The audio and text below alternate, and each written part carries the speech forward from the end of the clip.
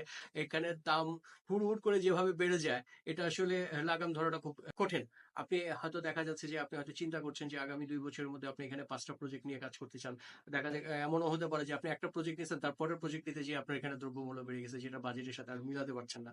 Real এস্টেটের সবচেয়ে বড় material যেহেতু জমি, এই জমিটার দাম যখন বেড়ে যায় তখন অ্যাপার্টমেন্টের দামও তখন বেড়ে যায়। আলটিমেটলি এটার ক্রেতার উপরে পড়ে। ক্রেতার পক্ষে তখন দেখা যায় যে এত উচ্চ মূল্যে ফ্ল্যাট কেনাটা তখন কঠিন হয়ে যায়।